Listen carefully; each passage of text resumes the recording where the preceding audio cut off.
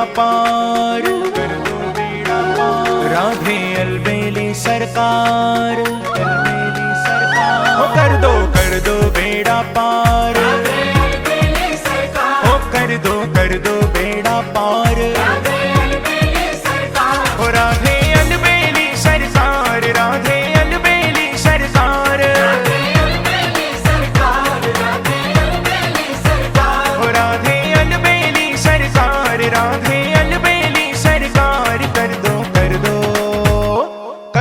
कर दो बेड़ा पार, राधे अलबेली सरकार। ओ कर दो बेड़ा पार, राधे अलबेली सरकार। ओ कर दो बेड़ा पार, राधे अलबेली सरकार।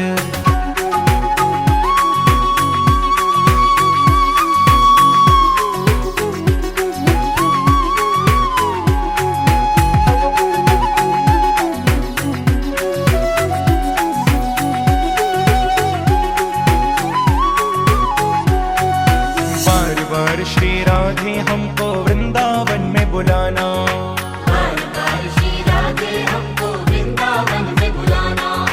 आप भी दर्शन देना बिहारी जी से भी मिलवाना, आप भी दर्शन देना बिहारी जी से भी मिलवाना। यही है बिनती बारंबार, राधे अलबेली सरकार। ओ यही है बिनती बारंबार। राम जी के कार्य को पूर्णता प्रदान करने के लिए हनुमान जी आए। ऐसे ही हमारे डॉक्टर राजेंद्र कुमार द्विवेदी जी और छोटे भैया आदरणीय द्विवेदी जी दोनों ने कहा कि हम इस कार्य को पूरा करेंगे और आपको मुख्य यजमान के रूप में बैठ करके कथा का श्रवण करना है, क्योंकि श्रीमद् भागवत महापुराण का जो यजमान है वो कोई साधारण नहीं है। जो वक्ता है वो परमहंस है श्री सुखदेव जी महाराज, और जो श्रोता है मुख्य यजमान है परीक्षित है, वो चक्रवर्ती सम्राट है। दोनों बड़े विलक्षण हैं, दोनों के पास समय नहीं है। परमहंस किसी के घर में जाता है तो सगोदोहन मात्र में ही गृहेषु गृह में दीना। गोदोहन का समय जितने देर की होती है उतनी देर ही वो परमहंस महात्मा यतिकुल शिरोमणि सुखदेव जी रुकते हैं। अब गोदोहन काल कितना होता है? ज्यादा ज्यादा 15 से 20 मिनट। और वो श्रोता कौन है? श्री सुखदेव जी हैं, वो चक्रवर्ती सम्राट है जिसके पास महाराज 1 मिनट का भी फुर्सत नहीं है। दोनों ने गंगा के पावन तट पर विराजमान होकर के एक ने कथा श्रवण कराई और एक ने कथा श्रवण की। दोनों के पास समय नहीं है, लेकिन अद्भुत संयोग है। एक चक्रवर्ती है तो दूसरे परमहंस है। यह वो कथा है जो सौनकादिक ऋषियों ने शुद्ध जी के मुखारविंद से श्रवण किया है, और ये वह कथा है गोकर्ण जी के मुखारविंद से धुंधकारी प्रेतात्मा होते हुए भी कथा का श्रवण करके मुक्ति का प्रदान प्राप्त किया है। बहुत परम पवित्र कथा है श्रीमद् भागवत महापुराण। यह कथा 7 दिन में ही श्रवण क्यों की जाती है? 7 दिन में श्रवण करने का विधान क्यों है?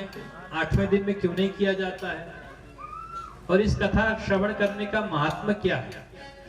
एक कथा का श्रवण से जीव को क्या लाभ प्राप्त होता है, और कैसे कैसे पापी इस कथा के श्रवण से तरे हैं, ये सारे पावन प्रसंग श्रीमद् भागवत महापुराण के महात्म्य के 6 अध्यायों में कहा गया है।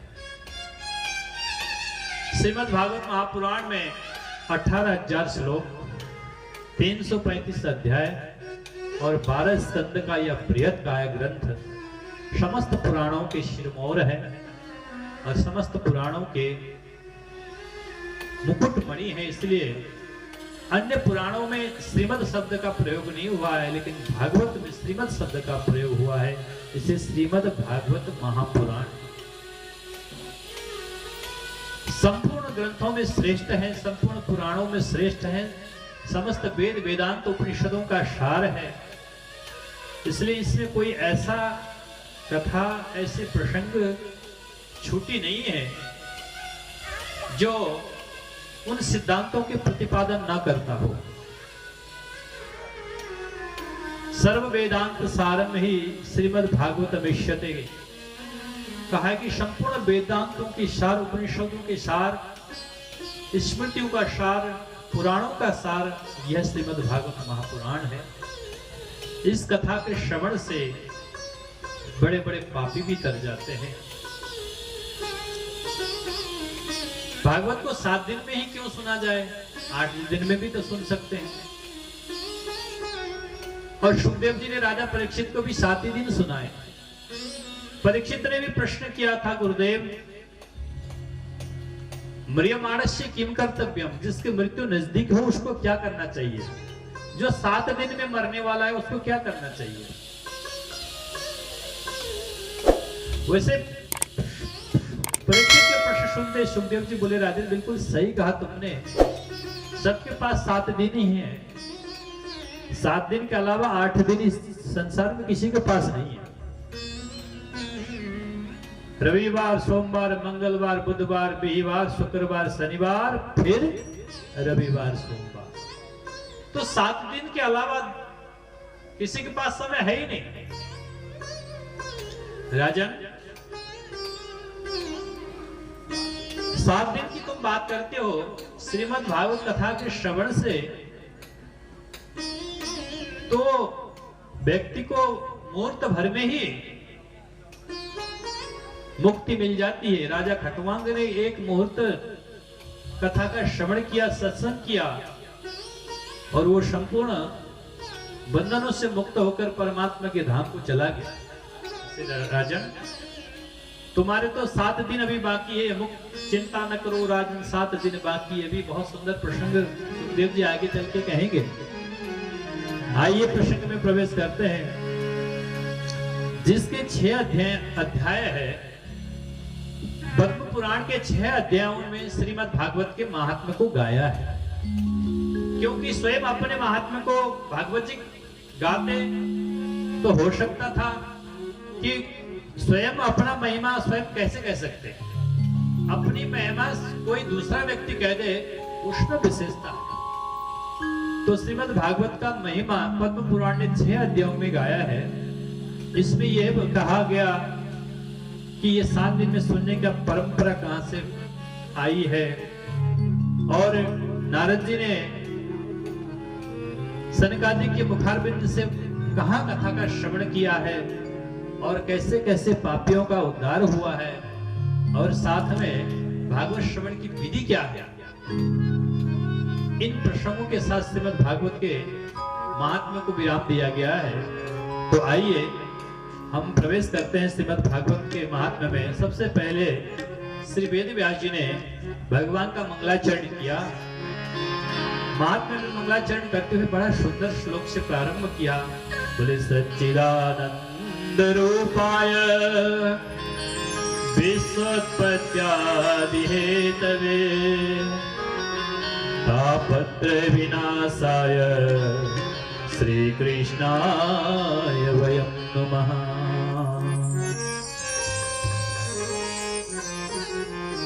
वह परमात्मा कैसा है? सद्घन, चिद्घन और आनंद घन है। सत्स्वरूप है, चित स्वरूप है और आनंद स्वरूप है। परमात्मा के स्वरूप का व्याख्यान करते हुए कहा कि वो सत्य स्वरूप है। सत्य कौन है? बोले त्रिकाला बादितम सत्यत्वम, जो तीनों काल में एक रहे वो सत्य। तो बोले ये जगत सत्य नहीं है। बोले ये जगत सत्य नहीं है, ये जगत मिथ्या है। क्यों? क्योंकि ये 3 काल में एक नहीं रहता। पहले कुछ और था, अभी कुछ और है, और बाद में भविष्य में कुछ और हो जाएगा। जो शनै शनै सरते थी संसार, जो धीरे धीरे सर रहा है, धीरे धीरे परिवर्तनशील है, वो सत्य नहीं हो सकता। और जो सत्य है वो कभी परिवर्तनशील नहीं है। तो सत्य कौन है? बोले वो परमपिता परमात्मा नारायण ही एक ही सत्य है, बाकी सब असत्य है। उससे उत्पत्ति हुआ यह जगत केवल कालक्रम के कारण समय आने पर यह भी प्रलय में लीन हो जाता है। ये जो जगत दिख रहा है ये वास्तव में सत्य नहीं है, क्योंकि ब्रह्म सत्यम जगत मिथ्या जीवो ब्रह्मैव न पर। शंकराचार्य भगवान कहते हैं केवल सत्य अगर दुनिया में है तो परमात्मा सत्य है। जो सत्य है वो दिखाई नहीं देता है और जो असत्य है वो दिखाई देता है। जो परमात्मा है वो दिखाई नहीं देता। जो सत्य है, सत्य वस्तु का दर्शन अनुभव से होता है, आप उसको अनुभव कर सकते हैं। लेकिन जो असत्य वस्तु है वो हमारे सामने है। जो जगत है वो असत्य है, लेकिन असत्य होते हुए भी सत्यवत प्रतीत होता है, सत्यवत भाषित होता है। ये सब कार्य माया का है। माया सत्यवत भाषित कर देती है, लेकिन वस्तु तो सत्य है, केवल परमात्मा ही है। बोले वो परमात्मा कैसा है? सद्घन है, सत्स्वरूप है, और सत्स्वरूप ही नहीं चेतन भी है, क्योंकि उसके चेतनता से ही यह प्रकृति चेतनशील है। क्योंकि नहीं तो प्रकृति का रूप जड़ है, प्रकृति अपने आप में कुछ नहीं कर सकती। लेकिन जब परमात्मा का और सद्घन परमात्मा का जब उनको चेतनता मिल जाती है तब प्रकृति चेतनशील होती है, चित रूप है। और बोले तीसरा आनंद रूप है। और परमात्मा का स्मरण करो, आनंद ही आनंद है। मनुष्य उस आनंद की प्राप्ति के लिए जगत की ओर भाग रहा है, वस्तु तो उस परमात्मा का आनंद, अगर उस परम आनंद की प्राप्ति करना हो तो जगत में नहीं जगदीश्वर की ओर जाना होगा। जगदीश्वर में ही वो परम आनंद है। परम आनंद का खान वो परमात्मा ही है। जो आनंद सिंधु सुख राशि सी करते त्रैलोक सुपासी। वो परमात्मा कैसा है? बोले आनंद स्वरूप है, और वो आनंद का सागर है, आनंद का खजाना है। मनुष्य वो आनंद परमात्मा में न ढूंढ करके संसार में ढूंढता है, क्योंकि ये संसार आनंद देने वाला नहीं है। क्षण भर के लिए हमारे मन को संतोष तो दे देता है, लेकिन वो लंबे समय के, लंबे काल तक के लिए संसार कभी आनंद प्रदान नहीं कर सकता, क्योंकि संसार का स्वरूप ही दुखात्मक है। जो स्वयं दुख रूप हो वो दूसरों को सुख कैसे दे सकता है? इसलिए गीता में कहा दुखालयम जगत शाश्वत। ये जगत अशाश्वत है, अनित्य है। और साथ में क्या कहा? दुखालय, दुखों का घर है। अब दुखों के घर में बैठ कर के हम सुखों की प्राप्ति करना चाहे, आनंद की प्राप्ति करना चाहे, आनंद की खोज करना चाहे तो संभव नहीं है। कैसे संभव नहीं? बोले जैसे पुस्तक के दुकान में जाकर के आप कहो कि दवाई दे दे, तो पुस्तक के दुकान में दवाई नहीं मिलेगी। पुस्तक की दुकान, अगर पुस्तक चाहिए तो पुस्तक के दुकान में जाना पड़ेगा, दवाई चाहिए तो दवाई के दुकान में ही जाना पड़ेगा। तो इसीलिए अगर सुख की प्राप्ति करना हो, आनंद का प्राप्ति करना हो, तो संसार में नहीं परमात्मा की ओर जाना पड़ेगा, क्योंकि परमात्मा के पास आनंद का खजाना है। तो परमात्मा कैसा है? बोले आनंद स्वरूप है, सत्स्वरूप है, चित स्वरूप है और आनंद स्वरूप है। बोले क्या करता है? कार्य क्या है उनका? बोले विश्वोत्पत्त्यादि हेतवे। इस विश्व की उत्पत्ति करना, इस संसार का उत्पत्ति करना, फिर पालन करना और समय आने पर संहार करना, ये परमात्मा का कार्य है। किसी ने पूछा ऐसे परमात्मा की स्तुति से, वंदना से, प्रार्थना से हमें क्या मिलेगा? तो वेदव्यास जी ने कहा बहुत कुछ मिलेगा, चिंता न करो, क्योंकि प्रॉफिट का जमाना है ना। कलयुग में बिना प्रॉफिट का कोई कुछ कार्य करता नहीं है। बोले क्या प्रॉफिट है? वेदव्यास जी ने कहा 3 प्रकार के तुम्हारे पाप ताप नष्ट हो जाएंगे। उस परमात्मा की जब आराधना करोगे, उपासना करोगे, ध्यान करोगे, तो तुम्हारे जीवन के तीनों प्रकार के पाप और ताप नष्ट हो जाएंगे। तापत्रय विनाशाय श्री कृष्णाय वयं नमः। तीनों प्रकार के पाप ताप नष्ट हो जाएंगे। आदि दैविक, आदि भौतिक और आध्यात्मिक तीन प्रकार के जो पाप और ताप है, उस ताप से शांति मिलेगी। ऐसे परम पिता श्री कृष्ण परमात्मा को बार बार नमस्कार है। इस प्रकार से वेद व्यास जी ने बड़े सुंदर श्लोकों से भगवान का मंगलाचरण किया, क्योंकि किसी भी ग्रंथ के प्रारंभ करने से पहले मंगलाचरण, मध्य में मंगलाचरण और अंत में मंगलाचरण होनी चाहिए। तो श्रीमद् भागवत के तीनों जगह मंगलाचरण किया गया, प्रारंभ में, मध्य में और अंत में। नैमिषारण्य के पावन क्षेत्र में 28,000 शौनकादिक ऋषि नित्य हवन यज्ञ करते हैं। उनके मन में ये भाव आया कि हम केवल स्वाहा स्वाहा कर रहे हैं, हम कर्मकांड तो बहुत कर रहे हैं, लेकिन ज्ञान हमारे अंदर कैसे आएगी। तो जो समय हमारे पास बचा हुआ सायं का समय हमारे पास है, उस समय हमें ज्ञान की प्राप्ति कर लेना चाहिए। जिनमें हम कर्मकांड कर लेते हैं, ये कर लेते हैं, परमात्मा की आराधना करते हैं, तो साथ में हमें ज्ञान कर लेना चाहिए। 28,000 शौनकादिक ऋषियों में जो सबसे श्रेष्ठ शौनक थे, उन्होंने सूत जी से प्रश्न किया। सूत जी हालांकि आयु में छोटे हैं, लेकिन पुराणों के ज्ञाता है, पुराणों के ज्ञानी है, तो इसलिए उनसे प्रश्न किया सूत जी से। सूत जी श्री सुखदेव जी के शिष्य हैं, परम ज्ञानी हैं, पुराणों के प्रवक्ता है। तो सूत जी से जाके शौनकादिक ऋषियों ने पूछा, अज्ञान ध्वंत विध्वंस कोटि सूर्य समप्रभ सुताख्यायी कथा सारम मम कर्ण रसायनम। गुरुदेव, आप अज्ञानियों के अज्ञान को हरण करने के लिए कोटि सूर्य के समान तेज आपके अंदर है। इसलिए भगवान, हम सब आपके पास विनम्र प्रार्थना करने आए हैं। आप कृपा करके ऐसी कथा का श्रवण कराइए, जिस कथा के श्रवण करने से हमारे अंदर के तिमिर, हृदय के जो अज्ञान है, वो विध्वंस हो जाए, वो नष्ट हो जाए और हमें हमारे अंदर ज्ञान का प्रकाश। क्योंकि आप ज्ञान के राशि हो, ज्ञान के सागर हो, आपके अंदर ज्ञान कूट कूट के भरा हुआ है। गुरुदेव, आप कृपा करके हमारे अंदर के अज्ञान को दूर करिए और ऐसे कथा का श्रवण कराइए जो कर्ण को प्रिय लगने वाला हो, मीठा लगने वाला हो। क्योंकि कई कथा होती है, वो कर्कश होती है, प्रिय नहीं होती है। कथा तो होती है, लेकिन वो कर्ण को अच्छा नहीं लगता।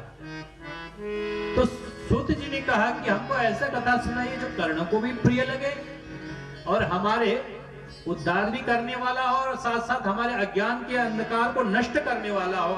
ऐसी कथा का श्रवण कराइए जिससे भक्ति, ज्ञान, वैराग्य और विवेक का वृद्धि हो, भक्ति, ज्ञान, वैराग्य बढ़े और माया से छुटकारा मिले। क्योंकि इस माया बड़ी टेढ़ी है साहब, जब तक इस माया से छुटकारा नहीं मिलेगी, जीव मोक्ष की गति को प्राप्त नहीं कर सकता।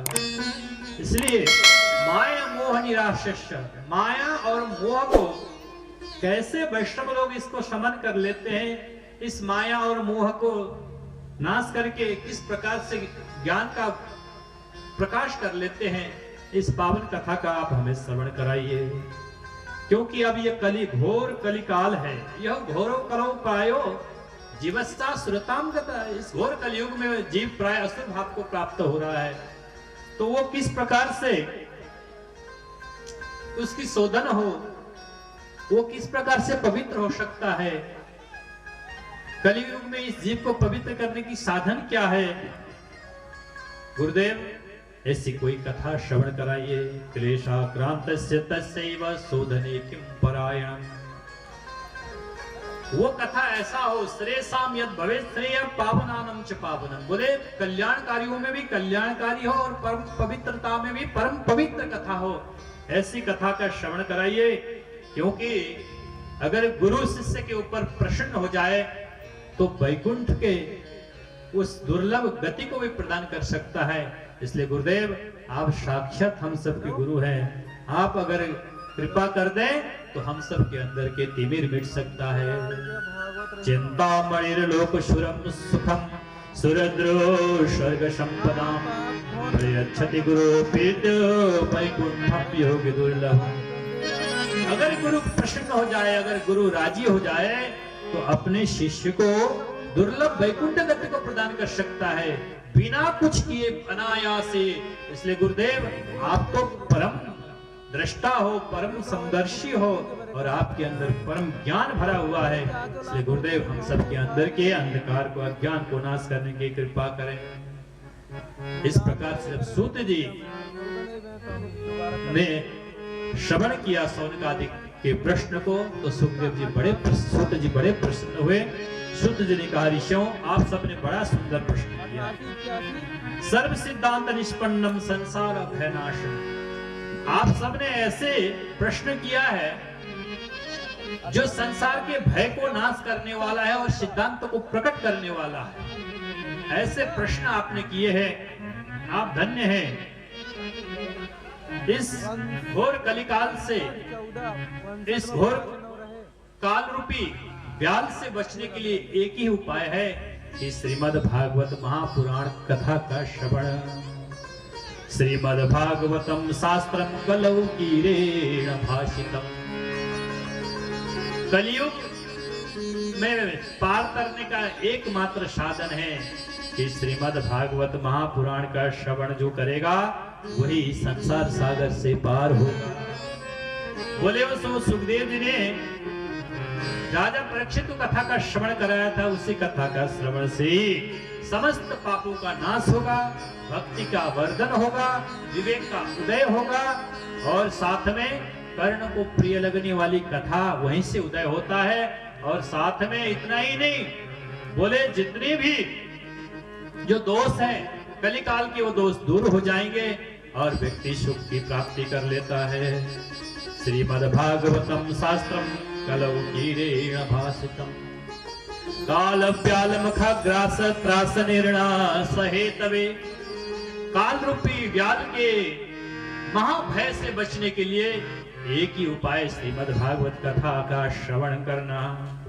एतस्माद् परम किंचित मन शुद्धे न विद्यते। इससे बढ़कर के मन की शुद्धि करने वाला उपाय दूसरा है ही नहीं। जन्मांतर भवेत् पुण्यम तथा भागवतम लभेत्। बोले कब प्राप्ति होता है श्रीमद् भागवत का कथा का श्रवण करने का अवसर? बोले जब जन्म जन्मांतर के पुण्यों का परिणय एकत्रित होता है तब जाकर के श्रीमद् भागवत कथा श्रवण करने का अवसर प्राप्त होता है जीव को। कोई ये कथा कोई साधारण नहीं है, ये कथा इतनी कीमती है। जब राजा परीक्षित को श्राप लगा, जो देवताओं को पता चला, देवता स्वर्ग से अमृत की कलश लेकर के आ गए। सुखदेव जी कथा सुना रहे थे, सुखदेव जी के पास पहुंच के बोले, गुरुदेव हम स्वर्ग से सुधामृत लेके आए हैं। तो सुखदेव जी ने कहा क्या करूं? बोले ये सुधामृत तो राजा परीक्षित को पिला दीजिए और ये अमर हो जाएंगे, और उसके बदले में हमें श्रीमद् भागवत महापुराण कथा का श्रवण कराइए। हम कथा रूपी अमृत का पान करना चाहते हैं। सुनते ही सुखदेव जी ने डांट लगाई, देवताओं तुम्हें थोड़ा शर्म है कि नहीं है? कहां तो तुम्हारा स्वर्ग का अमृत और कहां मेरा भागवत कथा रूपी अमृत, दोनों की तुलना कैसे? अरे तुलना बराबरी तो बराबरी वाले वस्तु के साथ होती है। तुम्हारा जो अमृत है वो कांच के समान है और मेरा जो कथा रूपी अमृत है वो मणि के समान है। कांच के और मणि की कभी बराबरी नहीं हो सकती। तुम्हारे अमृत जो पिता है, क्षणे पुण्य मर्त्य लोकम विशंति, पुण्य की छीण हुआ और स्वर्ग से धरती पे आ गया। लेकिन मेरी कथा रूपी अमृत का जो श्रवण करेगा वो कथा का श्रवण करते सीधा वैकुंठ को जाता है, इसकी आवश्यकता भी नहीं है, सीधा परमात्मा की प्राप्ति है। लेकिन तुम्हारी जो अमृत है, अमृत पान करेगा तो केवल स्वर्ग जाएगा, स्वर्ग के सुख का उपभोग करेगा, लेकिन पुण्य का क्षीण होते ही फिर धरती पर आना पड़ता है। इसलिए तुम्हारी कथा और तुम्हारे अमृत और मेरी अमृत में जमीन आसमान का अंतर है।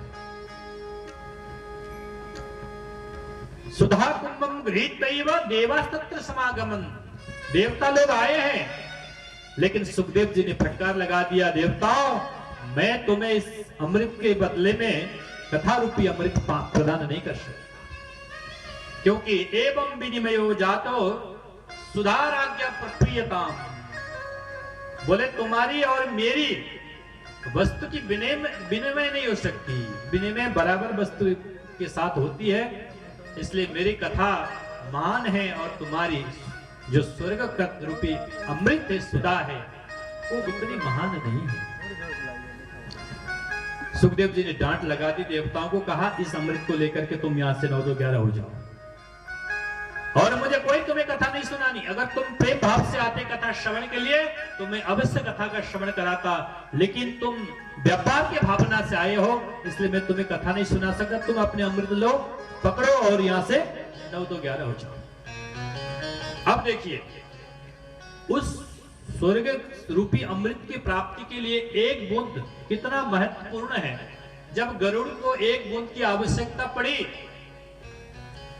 स्वर्ग के अमृत का, तो गरुड़ को पूरा देवताओं के साथ लड़ाई करनी पड़ी, तब जाकर के बड़ी मुश्किल से एक बूंद अमृत मिली, उससे अपने मां के दासत्व को छुड़ाया था गरुड़। आज वो देवता पूरा का पूरा अमृत की कलश लेकर के आ गए, लेकिन सुखदेव जी ने मना कर दिया, तुम्हारे अमृत में कोई ताकत नहीं, मेरी कथा रूपी अमृत के सामने तुम्हारा ये स्वर्ग सुधा रूपी अमृत तुच्छ है, क्योंकि तुम्हारे स्वर्ग सुधा रूपी अमृत में वो सामर्थ्य नहीं है जो सामर्थ्य मेरे श्रीमद् भागवत महापुराण की कथा में है। क्यों?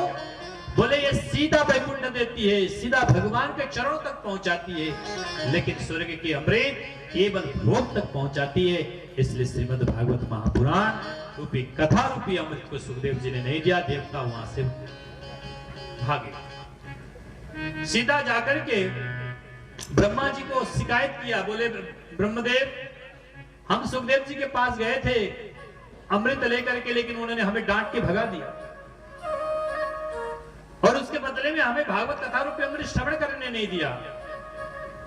सुन करके ब्रह्मा जी को भी आश्चर्य हुआ। ब्रह्मा जी ने कहा अच्छा एक काम करो, अभी थोड़े दिन ठहर जाओ, 7 दिन हो लेने दो, देखते हैं कथा की क्या प्रभाव है। और जैसे 7 दिन पूरा हुआ, राजा परीक्षित का मोक्ष को देख करके ब्रह्मा जी भी आश्चर्यचकित हो गए, अचंभित हो गए। ब्रह्मा जी ने तुरंत अपने सत्यलोक में तुला बधवाया, तुला बधवा करके एक तरफ तो श्रीमद् भागवत महापुराण रखा और दूसरे तरफ सारे ग्रंथ को रखा गया, लेकिन फिर भी श्रीमद् भागवत का ही पढ़ना भारी रहा। तो तुरंत ब्रह्मा जी ने कह दिया कि भाई संसार में भागवत से बड़ा कोई ग्रंथ नहीं है, और कलयुग में मुक्ति प्रदान करने के लिए अगर सामर्थ्यशाली ग्रंथ कोई है तो श्रीमद् भागवत महापुराण है। बोले भागवत भगवान की। इस प्रकार से श्रीमद् भागवत के महात्म्य को बतलाया। बोले सप्ताहेन सुतम चैतन सर्वथा मुक्तिदायकम, ये श्रीमद् भागवत है साप्ताहिक रूप से श्रवण करने से सर्वथा मुक्ति प्रदान करता है, इसमें कोई संशय नहीं। सनकादिक ऋषियों ने 7 दिन पर्यंत नारद जी को श्रीमद् भागवत कथा का श्रवण कराया था, और तब से ही इस साप्ताहिक रूप में श्रीमद् भागवत प्रारंभ हुआ। ऋषियों सुनते ही सौनकादिक ऋषि ने प्रश्न किया, गुरुदेव वो नारद जी महाराज तो 10 मिनट भी कहीं ठहरते नहीं है, और उन्होंने 7 दिन तक बैठ करके कथा का श्रवण किया, ऐसा प्रसंग हमें सुनकर के बड़ा अचंभित हो रहा है। 7 दिन बैठने का समय कहा नारद जी के, लोक विग्रह मुक्तस्य नारदस्य स्थिरस्य। बोले अस्थिर नारद जी 7 दिन बैठ करके कथा कैसे श्रवण कर लिया? और सनकादिकों ने सुनाया, तो गुरुदेव एक कारण क्या है? तब सुध जी बोले सौनकादिक ऋषियों सुनो। एकदा हि विशालायां चत्वारः ऋषयो मला सत्संगार्थं समायाता ददृशुस्तत्र नारदम्।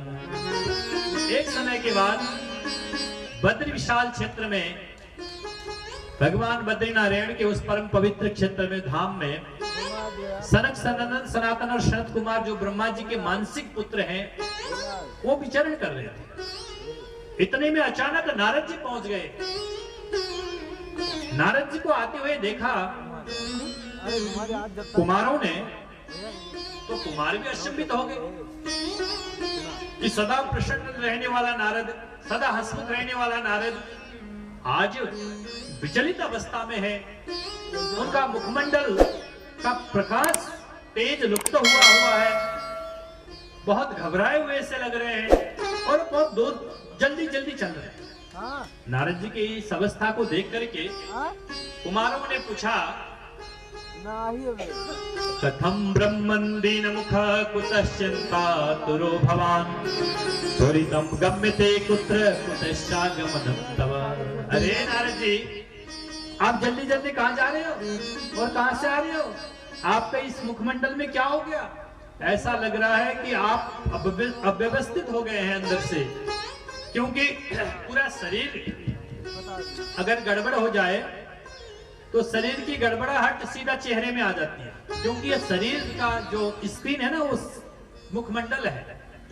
अगर आपके शरीर के किसी भी हिस्सा में दर्द हो जाए वो दर्द तुरंत चेहरा में झलक जाता है। तो बोले नारद जी, आपके चेहरे को देख करके हमको ऐसा लग रहा है कि आपकी स्थिति ठीक नहीं है, आप बहुत विचलित हैं, घबराए हुए हैं, अंदर से कोई पीड़ा आपको बहुत प्रताड़ित कर रही है, क्या बातें बताइए। तो नारद जी बोले भगवान क्या बताऊं, मैं पृथ्वी को सर्वोत्तम ठान करके संसार के भ्रमण हेतु निकला। बहुत सारे क्षेत्र गया, हरि क्षेत्रम, कुरुक्षेत्रम, श्रीरंगम, सेतुबंधनम एवं प्रकार से नाना प्रकार के तीर्थों में घूमते घूमते घूमते मैं बहुत पृथ्वी में भ्रमण किया, लेकिन कहीं भी मुझे अच्छा नहीं लगा। बोले क्यों? यहां तक कि मैं तीर्थों में भी गया, तीर्थों में भी मुझे वहां तीर्थ की पवित्रता नष्ट होती हुई दिखाई दी, तीर्थ की पवित्रता के ऊपर हनन होता हुआ दिखाई दिया। कोई धर्म का पालन नहीं कर रहा है, कोई धर्म के मार्ग पर चलने से विचलित हो रहे हैं, सत्य किसमें रहा नहीं, तप नहीं रहा, दया दान आदि से लोग अपने को दूर किए हुए हैं, केवल उदर भरने के लिए ही संसार का कार्य कर रहे हैं। और यहां तक पेट भरने के लिए इतने बड़े बड़े झूठ बोल रहे हैं, इतने बड़े बड़े पाप कर्म कर रहे हैं। ये देख करके मैं अचंभित हो गया। मुझे लगा कि कलयुग ने अधर्म से मित्रता कर लिया है, कलयुग ने अधर्म से मित्रता करने के कारण ये सारे स्थिति हमें देखने को प्राप्त हो रहा है। ये देखिए बाल गोपाल पहले से ही पधार रहे हैं, क्योंकि लोगों में बुद्धि मंद हो गई है। मंदा सुमंद मतयो मंद भाग्य उपरतुता, बुद्धि मंद होने के कारण भाग्य भी मंद पड़ गए। इस प्रकार से बहुत अव्यवस्था मैंने संसार में देखा। तरुणी प्रभुता के सालको बुद्धिदायक, घर में कोई माता पिता से सलाह नहीं लेता, कोई माता पिता की आज्ञा का पालन नहीं करता। अगर कोई विशेष बात करनी हो तो अपने ससुराल से साले जी को बुला लेते, लेकिन घर में माता पिता को सुनने को राजी नहीं। गमन किए हैं, वहां जाकर के देखता हूं तो जैसे मैं वृंदावन पहुंचा, वहां पहुंचने के बाद भी तत्राश्चर्य मया दृष्टम श्रूयताम तन मुनीश्वरा। बोले हे मुनीश्वरों, वहां भी मैंने घोर आश्चर्य देखा। उस आश्चर्य को सुनिए। बोले क्या आश्चर्य देखा? एक तु तरुणी तत्रा निशनाम खिन्नमांस। वहां मैंने एक आश्चर्य देखा, दो बूढ़े पुरुष लेटे हुए हैं, और एक तरुणी युवान अवस्था की महिला उनको उठाने के लिए रो रही है, उनको उठाने की चेष्टा कर रही है। और उस युवान स्त्री के बहुत सारे परिकर हैं, उनकी बहुत सहेलियां हैं, उनकी सेविकाएं हैं। वो सेविकाएं उनको पंखा कर रही है, चमक डुला रही है, कोई कुछ कर रही है, लेकिन वो महिला बहुत दुखी है, चिंतित है। वो बार बार वो दोनों पुरुषों को उठाने की प्रयास कर रही है। ये देख करके ये जब आश्चर्य देखा तो मैं भी थोड़ा पास में गया। मैंने जाकर के देखा तो वो देवी बड़ी दुखी थी। मैंने देखा ज्यादा देर रुकना नहीं चाहिए। मैं जैसे निकलने लगा तो वो देवी ने मुझे आवाज लगाए, वो साधु क्षणम तिष्ठा मच्चिंतामपि नाशय दर्शनम तव लोकस्य सर्वथा गहरं परम्। हे महात्मा, थोड़ी देर रुक जाइए। आप तो संसार के दुखों का हरण करने वाले हैं, तो कृपया मेरे दुखों का भी हरण कीजिए। मैं भी दुखी हूं, अबला हूं। तो मैंने पीछे मुड़ के देखा कि वो देवी मुझे आवाज लगा रही थी। मैंने कहा, हाँ देवी बताओ क्या बात है, आपका परिचय। तब वो देवी ने अपना परिचय दिया। अहम भक्ति रीति ख्यातो इमो मे तनयो मतो ज्ञान वैराग्य नामानौ काल योगे न जर्जरो। आश्चर्य तो तब हुआ जब वो देवी ने अपना परिचय दिया। बोले, मैं भक्ति हूं, मेरा नाम भक्ति है। और ये जो दोनों सोए पड़े हैं, ये मेरे पुत्र ज्ञान और वैराग्य हैं। मैं आश्चर्य में पड़ गया। मैंने कहा, मां तुम तो जवान हो, तुम्हारे पुत्र बुजुर्ग। तो वो देवी कहने लगी, रोने लगी, बस इसी बात की तो विडंबना है, जबकि माता वृद्ध होना चाहिए, या तो पुत्र वृद्ध है और माता युवान है।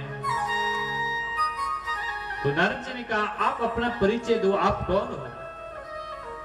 तब देवी ने कहा, मैं भक्ति हूं और मेरे ये पुत्र ज्ञान और वैराग्य है। मैं दक्षिण देश में उत्पन्न हुई। उत्पन्ना द्रविड़े साहम वृद्धिम कर्णाटके गता क्वचिन क्वचिन महाराष्ट्रे गुर्जरे जीर्णतां गता। मैं दक्षिण देश में उत्पन्न हुई और जैसे दक्षिण से आगे बढ़ी, गुजरात आई, महाराष्ट्र आई। महाराष्ट्र में मैं थोड़ी बड़ी हुई और जैसे गुजरात में प्रवेश किया, वहां मैं भी बुजुर्ग हूं। हम तीनों बूढ़े हो गए, भक्ति ज्ञान और वैराग्य तीनों बूढ़े हो गए। गुजरात में आए, गुजरात से जैसे तैसे हम हरि वृंदावन पहुंचे। वृंदावन पहुंचते ही मैं तो युवान हो गई, लेकिन मेरे पुत्र फिर भी वृद्ध के वृद्ध ही रह गए। मतलब वृंदावन में भक्ति तो है, भक्ति बहुत प्रचुर मात्रा में होने के कारण भक्ति देवी तो जवान हो गई, लेकिन ज्ञान और वैराग्य की कमी वृंदावन में तब भी है, क्योंकि ज्ञान की भूमि हरिद्वार है और भक्ति की भूमि अवध है। अवध वैराग्य की भूमि है, तो हरिद्वार ज्ञान की भूमि है। बोले, भगवान मैं क्या करूं, मैं बहुत दुखी हूं, लेकिन धन्य है वृंदावन। जब वृंदावन में मैं पहुंची हूं, मैं तो जवान हो गई, लेकिन मेरे पुत्र फिर भी वृद्ध के वृद्ध रह गए। इनके लिए कोई उपाय कीजिए। इतना सुनते ही नारद जी ने कहा, देवी तुम क्यों चिंता करती हो, मैं तुम्हें जान गया। तुम कोई साधारण नहीं हो, तुम तो साक्षात भगवान की अनन्या परम प्रिया भक्ति देवी हो और भगवान की पत्नी हो, इसलिए तुम चिंता न करो। तुम तो केवल भक्तों के पोषण हेतु छाया रूप से इस धरती में निवास करती हो, वास्तव में तुम्हारा रूप तो वैकुंठ में विराजमान है देवी, इसलिए चिंता न करो। मैंने ठान लिया है, मैं तुम्हारे दोनों पुत्र को युवान किए बिना यहाँ से हिलूंगा नहीं। मेरे पास बहुत सारे औषधियां हैं, बहुत सारे साधनाएं हैं, बहुत प्रकार के जड़ी बूटी मैंने रखी हुई है। कोई न कोई ऐसी जड़ी बूटी खिला दूंगा कि तुम्हारे पुत्र दोनों जवान हो जाए। अन्य धर्मान तिरस्कृत्य पुरस्कृत्य प्रजापतिम तदा नाम हरे दासो लोके तुम न प्रवर्ते। देवी अन्य धर्मों को तिरस्कृत करके तुम्हें मैं स्थापित न कर दूं तो मेरा नाम भी नारद जी ने भी ठान लिया। अब नारद जी दोनों को जीवित करने के लिए, दोनों को उठाने के लिए, दोनों को युवान करने के लिए नारद जी अपने उपाय करने लगे। सबसे पहले नारद जी ने वेद वेदांत तो सुनाया, थोड़ा उठ के बैठ गए, थोड़ी देर के बाद जमाई लेके फिर सो गए। नारद जी ने कहा क्या आश्चर्य हुआ। फिर नारद जी ने उपनिषद उठाए, उपनिषदों को पढ़ के सुनाया, ज्ञान वैराग्य उठ के खड़े हुए, लेकिन थोड़ी देर के बाद फिर जमाई लेकर के फिर सो गए। फिर गीता जी का पाठ किया, गीता जी का पाठ सुनाया, लेकिन फिर भी उठे हैं जमाई लेकर के फिर। अब नारद जी चिंतित हो गए और अन्य जड़ी बूटी जितने थे नारद जी ने, चूर्ण चटनी जितने थे वो भी चटा दी। थोड़ी देर के लिए खड़े हो जाते हैं, उसके बाद फिर जमाई लेकर फिर सो जाते हैं। अब नारद जी डर गए। नारद जी ने सोचा ये क्या होगा, मेरे पास जितने बड़े बड़े ग्रंथ थे मैंने श्रवण करा दिया, मेरे पास उपनिषद थे, उपनिषद श्रवण कराया, लेकिन फिर भी नहीं उठे ये। नारद जी चिंतित हुए। जब नारद जी चिंतित हुए तो उस समय आकाशवाणी हुई, एतदर्थं तु सत्कर्मासुर से त्वं समाचरा तत्ते कर्माभिदास्यन्ति साधवः साधुभूषणा। हे नारद जी, सत्कर्म करिए, अवश्य सफलता की प्राप्ति होगी, ऐसे निराश मत होइए, सत्कर्म करिए, एक दिन सफलता मिलेगी। तो नारद जी ने आकाशवाणी को कहा मैं ये असत्कर्म कर रहा हूं, वेद वेदांत उपनिषद गीता पाठ सुना दिया, ये असत्कर्म थे। तो आकाशवाणी ने कहा ना ऐसी बात नहीं है, लेकिन सत्कर्म इससे भी बढ़ करके है। तो नारद जी ने कहा वो इससे भी बढ़कर जो ऊपर वाला सत्कर्म कौन सा है वो आप ही बताइए। तो आकाशवाणी ने कहा नारद जी वो आपको वो सत्कर्म के बारे में कोई बहुत बड़े महात्मा बताएंगे, महात्मा लोग बताएंगे, साधु लोग बताएंगे, आप उनके पास जाइए। इतने कह करके आकाशवाणी बंद हुई। अब नारद जी वो आकाशवाणी के कहने पर संतों के पास जाने लगे। संतों के पास जाते जाते जब संतों को पता चला नारद जी हमारे पास आ रहे हैं पूछने के लिए, तो सारे लोग बड़े चिंतित हो गए। संत लोग भी डरने लगे आपस में, बोले नारद जी हमसे उपाय पूछने आ रहे हैं। कोई बड़ा डॉक्टर छोटे डॉक्टर के पास जाए तो छोटा डॉक्टर तो वैसे डर जाएगा। डॉक्टर साहब किसी के पास जाकर के, छोटे डॉक्टरों के पास जाकर के पूछने के लिए डॉक्टर साहब आ रहे हैं ऐसा सुने तो छोटे डॉक्टर वैसे घबरा जाएगा। सारे संत घबरा के बोले अरे नारद जी को जिस बात की मालूम नहीं है सत्कर्म क्या है वो हम कैसे बता सकते हैं। कुछ तो जो है अपने आश्रमों से ही पहले पलायन हो गए। कुछ को ये पता चला कि नारद जी हमारे आश्रम में आने वाले हैं, वो मौन हो गए, बोले आजकल हम मौन में हैं, हम बोलते नहीं हैं। कुछ लोग अन्यत्र चले गए। तो नारद जी ने देखा कि जहां भी जाते हैं वहां कोई सत्कर्म के बारे में बताने वाला नहीं मिला। तो नारद जी ने सोचा मैं इससे अच्छा तो तप करता हूं बद्रिकाश्रम में जाकर के। जब बद्रिकाश्रम में जाकर के तप करूंगा उस समय जब बद्र विशाल भगवान प्रकट हो जाएंगे मेरे तप के प्रभाव से, उस तो बद्र विशाल भगवान से पूछूंगा। ऐसा सोच करके मैं बद्र विशाल में तपस्या करने के लिए आ रहा था। तो हे सनकादि कुमार आप लोग मिल गए, अब तो मेरे प्रश्न के उत्तर मिल जाएंगे। जो आकाशवाणी ने सत्पुरुषों के बारे में कहा था वो सत्पुरुष आप ही है और आप ही मेरे प्रश्न के उत्तर देंगे। अब तो मैं निश्चित हो गया। संतन के संग लाग रे तेरी अच्छी बनेगी, संतन के संग लाग रे तेरी अच्छी बनेगी, अच्छी बनेगी तेरी बिगड़ी बनेगी, अच्छी बनेगी तेरी बिगड़ी बनेगी।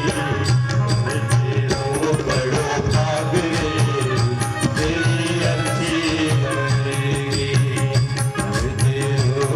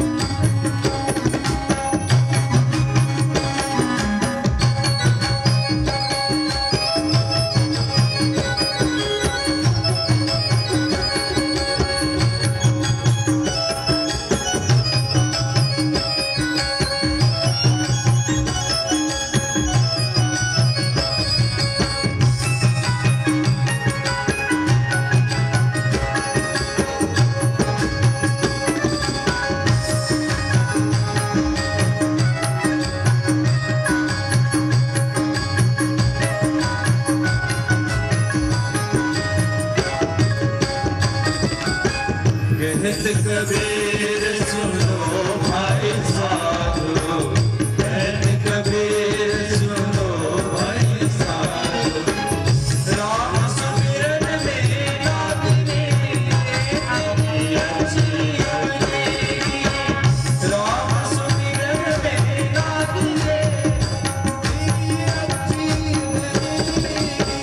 संतन के संग लागने तेरी अच्छी बनेगी, संतन के संग लागने तेरी अच्छी बनेगी। अच्छी बनेगी तेरी बिगड़ी बनेगी, अच्छी बनेगी तेरी बिगड़ी बनेगी। संतन के संग लागने तेरी अच्छी बनेगी, संतन के संग लागने तेरी अच्छी बनेगी, तेरी अच्छी बनेगी, तेरी बिगड़ी बनेगी, तेरी अच्छी बनेगी। भागवत भगवान की, संत भगवान की। बोले गुरुदेव, तो आप सबके दर्शन हुए, अब मुझे आप सत्कर्म के बारे में बतलाइए। तो सनकादिक कुमारों ने कहा, अरे नारद जी, आपको तो वो सत्कर्म के बारे में पहले से ही पता है। बोले गुरुदेव, मुझे पता है। बोले हाँ, आप तो उस सत्कर्म से पहले से ही विज्ञ है। बोले मैं नहीं जानता हूं कौन सा सत्कर्म है। तब सनकादिक कुमारों ने कहा, श्रीमद् भागवत लाप सतुगीत सुगादि। जो सुखदेव जी ने जिस कथा का गायन किया श्रीमद् भागवत महापुराण, वही सत्कर्म है। और उसी के श्रवण कराने से भक्ति ज्ञान वैराग्य अपने नवीन स्वरूप को प्राप्त हो जाएंगे। बोले गुरुदेव, ऐसा कैसे हो सकता है?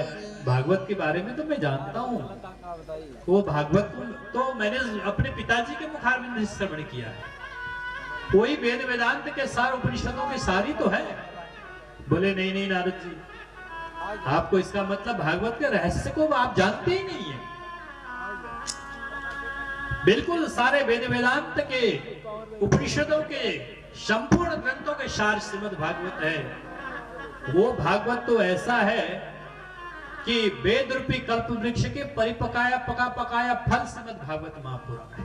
नारद जी, आप तो ऐसे समझो जैसे आम का पेड़ है, आम का पेड़ और आम का फल, वेद वेदांत आदि तो वो पेड़ है और उसका परिपक्व फल श्रीमद् भागवत महापुराण है।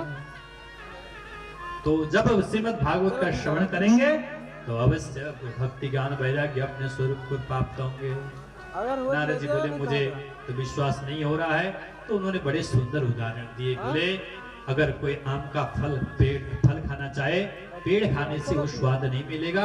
आम का फल खाने है, आम के फल खाने से ही आम के फल का स्वाद मिलेगा, पेड़ खाने से नहीं। जिस प्रकार से चीनी गन्ना से ही बनता है, लेकिन जब वो शोधन करके अलग तरीके से जब चीनी को निकाला जाता है, रस निकालने के बाद उस रस को पकाया जाता है, पकाने के बाद जब चीनी बनता है, शक्कर बनता है, तो उसका स्वाद कुछ और होता है और उसका कार्य बदल जाता है।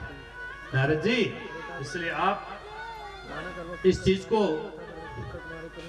आप ज्ञान करिए। नारद जी को समझाया। उन्होंने, नारद जी ने कहा, ठीक है महाराज, लेकिन वो भागवत मैं श्रवण कहाँ करूंगा, कहाँ कराऊं? तो सनकादिक कुमारों ने कहा कि अगर इस समय भागवत का श्रवण करना चाहते हो तो गंगा द्वारम समीपे तुस्ततमानंद नामकम, हरिद्वार गंगा जी के द्वार में वहां पर श्रीमद् भागवत कथा का श्रवण करो तो भक्ति ज्ञान वैराग्य नवीन स्वरूप को प्राप्त हो जाएंगे। अब देखिए, भागवत कहाँ हो रही है? हरिद्वार में। जो बीमार है वो कहाँ पड़े हैं? वृंदावन में। ये बात कहाँ चल रही है? बद्रिकाश्रम। तो बोले हरिद्वार में इसलिए कह रहे हैं कि हरिद्वार बीच का स्थान है। जैसे घर के दहली है, दहली पर दिया जला दोगे तो उसका प्रकाश अंदर भी जाएगा और बाहर भी जाएगा। हरिद्वार वो द्वार है। कहाँ का? उत्तराखंड का, चार धाम का द्वार है, हिमालय की द्वार है, ज्ञान भूमि की द्वार है। तो बोले वहां पर दीपक जला दोगे तो जो रोशनी ऊपर वालों को चाहिए उनको भी मिलता रहेगा, और जो रोशनी मैदान वालों को चाहिए उनको भी मिल जाएगा। इसलिए मध्य का स्थान चुना और हरिद्वार में भागवत कथा श्रवण करने की व्यवस्था प्रारंभ हो गई। नारद जी श्रोता बन गए और सनकादि कुमार वक्ता बन गए। अभूतपूर्व कथा प्रारंभ हुआ। बड़े बड़े महात्मा पहुंचे। भृगु वशिष्ठ च्यवनश्च गौतमो मेधातिथि देवल देवरातो गादी सुता राम सुता गाति सुतश्च शाकलो मृकुंड पुत्र त्रिजिपिप्ललादः। भृगु आदि बड़े बड़े महर्षि पहुंचे। जो नहीं आ रहे थे भृगु जी ऋषि ने समझा करके सबको दिया। गंगादी नदियां आ गई, तीर्थ आ गए, देवी देवता आ गए, सबके लिए अलग अलग स्थान बना दिया गया। अब सनकादि कुमारों ने भागवत कहना प्रारंभ किया। नारद जी महाराज मुख्य यजमान बन के कथा का श्रवण कर रहे। अब सनकादि कुमारों ने भागवत की बड़ी महिमा कही। सदा सेव्य श्रीमद् भागवती कथा यस्य श्रवण मात्रेण हरिश्चित्तम समाश्रयति। श्रीमद् भागवत कथा निरंतर श्रवण करनी चाहिए, जिसके श्रवण करने मात्र से भगवान श्री हरि चित्त में आकर के समाहित हो जाते हैं। ये भागवत कथा श्रवण करने की इच्छा होती ही, और जब कथा श्रवण करने बैठेंगे तो परमात्मा अवरुद्ध हो जाते, बिल्कुल अंदर आकर के बद जाते हैं इस भक्त के हृदय में। इतनी महिमा सुनाई। बोले न गंगा न गया काशी पुष्करम न प्रयागकम सुखशास्त्र कथा यस्य फलेन समताप्नयेत्। बोले जो भागवत कथा श्रवण करने के बराबर न तो गंगा है, न तो काशी है, न पुष्कर है, न प्रयाग है। ये सभी तीर्थों से बढ़कर के श्रीमद् भागवत कथा का श्रवण है। क्योंकि जहाँ कथा का श्रवण होता है वहाँ सारे देवी देवता, सारे नदी, सारे पर्वत, सभी अमर आत्मा देव महात्मा सब पहुंच जाते हैं और वहां बैठ करके कथा का श्रवण करते हैं। इसलिए जहाँ कथा प्रारंभ होती है 7 दिन तक वहाँ समस्त देवी देवताओं का निवास है। जय शब्द नम शब्द संग शब्द सदैव च। जय जयकार करने लगे और जोर जोर से जब भागवत की महिमा होने लगी तो महाराज उसी समय बड़ा एक आश्चर्य घटना वहां पर घटी। देखते देखते अचंभित हो गए कि 3 जवान पुरुष, 2 पुरुष और 1 युवान स्त्री नृत्य करते हुए इस कथा मंडप में प्रवेश करने लगे। श्री कृष्ण गोविंद हरे मुरारी वासुदेव। कृष्ण गोविंद हरे मुरारी हे नाथ नारायण वासुदेव। श्री कृष्ण गोविंद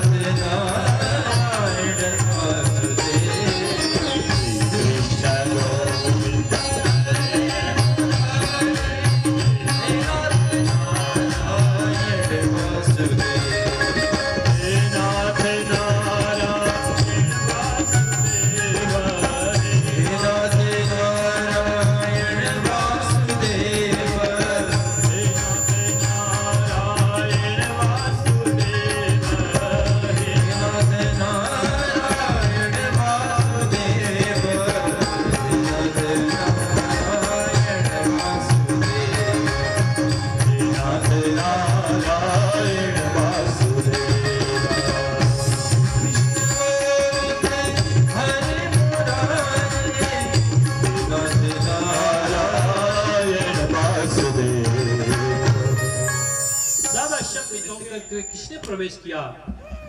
नारद जी टकटकी लगा के देखने लगे कौन है। तब सनकादि कुमारों ने कहा नारद जी आश्चर्य न करो, ये वही है जिनके निमित्त आपने कथा का आयोजन किया है।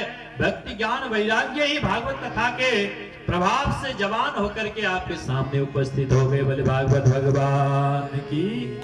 ये कोई और नहीं है, ये भक्ति ज्ञान वैराग्य ही है। भागवत कथा के प्रभाव से ये जवान हो गए हैं। इतना सुनते ही नारद जी तो गदगद हो गए। अरे वाह, मैं जिस कार्य के लिए इतना उतावला था, इतना परेशान था, कैसे इन दोनों जवान हो। आज वो साक्षात भागवत भगवान की कृपा से दोनों यहाँ पर जवान रूप में मुझे दिखाई दे रहे हैं। नारद जी गदगद हो गए। तो मां भक्ति देवी ने पूछा कि भगवान सबके लिए तो बैठने की अलग अलग व्यवस्था बनाई, लेकिन मेरे लिए कहाँ व्यवस्था है? मुझे भी आसन दीजिए, मैं कहाँ बैठूं? तब सनकादिक कुमारों ने कहा, मां सकल भवन मध्य निर्धनस्ते धन्य, आप तो समस्त भक्तों के हृदय में विराजमान हो जाइए। अपने दोनों पुत्र ज्ञान और वैराग्य को लेकर के आप उनके हृदय में विराजमान हो जाइए मां। तब से भक्ति अपने ज्ञान और पुत्र जो ज्ञान और वैराग्य दोनों पुत्रों को लेकर के जितने भक्त कथा श्रवण के लिए बैठ जाते हैं उन सब के हृदय में आकर के विराजमान हो जाती है। बोल भक्ति मैया की। सनकादिक कुमारों ने कहा, धन्य है वो भक्त का हृदय जिसके हृदय में भगवान की भक्ति देवी अपने ज्ञान और वैराग्य दोनों पुत्रों के साथ निवास करती है। सकल भुवन मध्य निर्धनास्ते धन्या निवसति हृदये साम श्री हरिर भक्ति हरिरपि निज लोकम सर्वथा तो विहाय। जहां पर भगवान की भक्ति विराजमान हो जाती है जिसके हृदय में, तो भक्ति देवी क्या करती है कि अपने पति को खींच लेती है। फिर बोले, जब भक्ति अगर आ जाए हृदय में तो भगवान का आने की देरी नहीं है। अगर पहले ही चाहो कि भगवान आ जाए हृदय में, संभव नहीं है। पहले भक्ति को उतारो। जब भक्ति आ जाएगी तो अपने पुत्रों के साथ आएगी। और ज्ञान और वैराग्य, जब ज्ञान और वैराग्य तो दोनों को लेके आएगी तो वही भक्ति देवी फिर धीरे धीरे पतिदेव को भी बुला लेगी। भक्ति के पति कौन है? परमात्मा है। फिर भगवान आपके हृदय में उतरने में देरी नहीं लग करते। इस प्रकार से भक्ति देवी समस्त भक्तों के हृदय में विराजमान हो गई। नारद जी गदगद हो गए। सनकादिक कुमारों ने बहुत सुंदर कथा करी। साक्षात वनमाली घनश्याम भगवान चतुर्भुज रूप धारण करके प्रकट हो गए। सनकादियों को हृदय से लगा लिया। और जब भगवान प्रकट हुए तो महाराज चारों ओर जय जयकार होने लगी। थोड़ी देर में भगवान अंतर ध्यान हुए। अब नारद जी ने पूछा कि महाराज कौन से पापी इस कथा के श्रवण से तरते हैं, जरा बताइए। के विशुद्धंति वदंति मह्यम सप्ताह यज्ञेन कलौ पुनन्ति।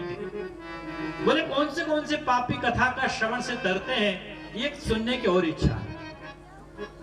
तो सनकादिक कुमारों ने कहा, नारद ये मानवा पाप ऋतस्तु सर्वदा सदा दूराचार रता विमार्गा रुदाग्नि दग्धा कुटिलास्त कामिना सप्ताह यज्ञेन कलौ पुनन्ति। जो मनुष्य केवल पापी पाप करता है, सदा दुराचार के मार्ग में लगा रहता है, क्रोध रूपी अग्नि में जल भून करके हमेशा राख बना हुआ रहता है, ऐसे आदमी भी सप्ताह के कथा के श्रवण से, भागवत के श्रवण से तर जाते।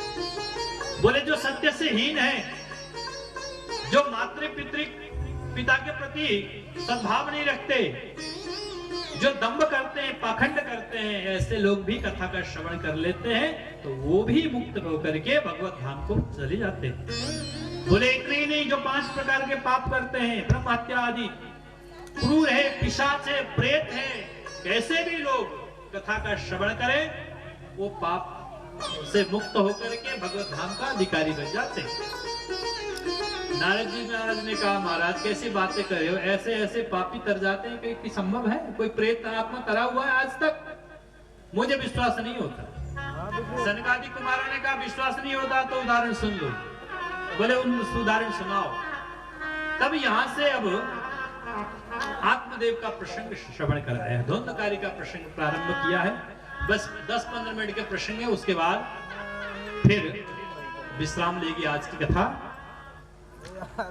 तुंगभद्रा तटे पर्वमुत्पत्तनमुत्तमम् यत्र वर्णा स्वधर्मेण सत्य सत्कर्म तत्परा आत्मदेव पुरे तस्मिन् सर्ववेद विशारदा स्रोतस्माते सुनिष्णातो द्वितीयैव भास्कर। तुंगभद्रा नदी के तट पर आत्मदेव नाम के ब्राह्मण रहते हैं। महाराज श्रोत और स्नात दोनों कर्मों में निष्णात, द्वितीय भास्कर, मानो दूसरे सूर्य के समान तेजस्वी है, ऐसे आत्मदेव रहते हैं। उनकी पत्नी है धुंधुली। आत्मदेव तो बड़े कर्मवान है, निष्ठावान है, अपने कर्मों में तत्पर रहने वाले ब्राह्मण, सदाचारी ब्राह्मण। लेकिन पत्नी उल्टी खोपड़ी की है, उल्टी बुद्धि की है। लेकिन ब्राह्मण विद्वान है तो जैसे तैसे अपना काम ले लेते हैं। घर में कोई संतान नहीं है, बहुत दुखी है। घर में ही नहीं, जो गौ माता बधी हुई कई साल से उसने भी संतान नहीं दी। घर में जो फलों के पेड़ लगे हुए उन फलों के पेड़ में भी फल नहीं आए। बहुत दुखी है आत्मदेव। बहुत चिंतन किया, बहुत साधना किया, बहुत पूजा पाठ किया, लेकिन कोई संतान नहीं हुआ। अत्यंत दुखी हुए। एक दिन संतान के दुख से दुखी होकर के प्राण त्यागने के लिए जंगल में निकले। जंगल में जाते जाते भयंकर घनघोर जंगल में पहुंचे। वहां पर एक तालाब था, पानी पी करके मरने की सोच रहे थे। आत्मदेव ने सोचा चलो मरने से पहले थोड़ा पानी पी लो। पानी पी करके मरने की जैसे ही सोचा, इतने में एक यति का दर्शन हुआ, सन्यासी का दर्शन हुआ। आत्मदेव ने सन्यासी को प्रणाम किया, यति को प्रणाम किया। तो यति ने पूछा, ब्रह्मदेव क्या बात है, क्यों दुखी हो, क्यों रो रहे हो? आप बड़े विचलित से दिखते हो, क्या बात, कोई बहुत बड़ी बात आपको सता रही है? क्या बच्चों ने दुख दिया है जो इस बुढ़े काल में जंगल में आकर के दुखी हो रहे हो? क्या बच्चे सेवा नहीं करते? इतना सुनते ही आत्मदेव रोने लगे। कहने लगे, गुरुदेव उसी संतान के निमित्त रो रहा हूं, मुझे कोई संतान नहीं है। इसलिए भगवान से प्रार्थना करते करते मैं थक गया, हार गया। आज तक कोई संतान नहीं हुआ। बुढ़े काल में कौन, जब मैं मर के जाऊंगा, कौन जलांजलि तिलांजलि देगा? जल देने वाला भी कोई नहीं है। इसलिए इस दुखी जीवन से तो अच्छा है प्राण त्याग करके इस शरीर से मुक्त हो जाऊं। ऐसा सोच करके मैं अपने प्राणों का परित्याग कर रहा हूं। इसलिए गुरुदेव ये तो अच्छा हुआ, भगवान ने कृपा करके मेरे लिए आपको भेज दिया, ऐसा प्रतीत होता है गुरुदेव। अब मैं जिस दुख से दुखी था, वह दुख अब मेरे सुख में परिणत होने वाला। कृपा करके गुरुदेव मुझे एक बच्चा प्रदान कीजिए, एक संतान दीजिए। सन्यासी ने देखा, ललाट देख लिया, ललाट पढ़ लिया। बोले, ब्रह्मदेव एक जन्म की बात करते हो, आपको तो 7 जन्म तक कोई संतान नहीं। सप्त जन्मावधि तब पुत्रो नहीं बचे, नहीं बचा। विप्रदेव कहां आप इस चक्कर में पड़े? मैंने आपके मस्तक रेखा पढ़ लिया है, 1 जन्म नहीं, 2 जन्म नहीं, 3 जन्म नहीं, 7 जन्म तक आपके कोई पुत्र नहीं। धिक्कार है इस पुत्र के चिंता में आप शरीर का परित्याग करना चाहते हो। देखो, संतान होने से ही सुख होगा, ये कोई गारंटी नहीं है। क्योंकि राजा सगर के 60,000 पुत्र थे, लेकिन एक भी काम नहीं आया। सारे ऋषि के क्रोध में जल करके भस्म हो गए। तो क्या उसका सुख मिला? इसलिए संतान होने से सुख मिलेगा, एक कोई पक्का नहीं है। इसलिए ऐसा है, संतान की चिंता छोड़ो, बुजुर्ग हो चुके हो, भगवान के भजन करो और उसकी इच्छा पर निर्भर रहो।